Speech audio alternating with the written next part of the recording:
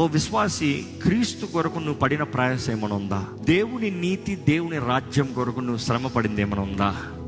క్రీస్తు కొరకు నువ్వు చేసినది, దేవుని రాజ్యంలో సంపాదించినది, దేవుని రాజ్యంలో స్థానం ఏమైనా ఉందా? యథార్థంగా చెప్పుకోండి. మొదటిగా రక్షించబడ్డావా? క్రీస్తుతో నిబంధన చేయబడ్డావా? నిబంధన చేయబడకపోతే ఎక్కడికి పోతావు? ఈ రోజు గెహన్నాల్లోకి పోతావు, వేధించబడే స్థలాలకు వెళ్తావు. తర్వాత ఎక్కడికి వెళ్తావు? ఎవరి పేరైతే జీవగ్రంథంలో లేదో అది 2వ మరణము అని రాయబడి ఉంది. ఏంటి 2వ మరణము? అగ్నితో మండుకోవడం. కానీ ఎవరైతే క్రీస్తు నిబంధన చేపట్టారో, పరిశుద్ధంగా కాపాడుకున్నారో, దేవునికి తగినట్టుగా జీవించారో వారు ఎత్తబడతాం. కానీ ఎత్తబడిన తర్వాత ప్రభు అడుగుతాం, ఏం చేశావు నా కొరకు? నేను నీకు ఇచ్చిన దాంట్లో ఏం చేసావు? నా రాజ్యంలో నేను ఏ స్థానాలు పెట్టాలి? దేవుడు ఎవరికి పార్షాలిటీ చూపిడంట. నీకేం తగిందో అది ఇస్తా. పీపుల్ ఫేవరెట్ చూపిడు, దే ఫేవరిజం చూపిడు. దేవుడు పార్షాలిటీ చూపిడు. నువ్వు బ్రతికిన దాని తగినట్టుగా నీకు ప్రతిఫలం ఇచ్చే దేవుడు. ఈరోజు మీరు ఎంతమంది చెప్పగలుగుతారు, నేను పరలోక రాజ్యంలో ఏదైనా సంపాదించింది అంటే? సింపుల్, దేవుని కొరకు నువ్వు చేసింది ఏంటి?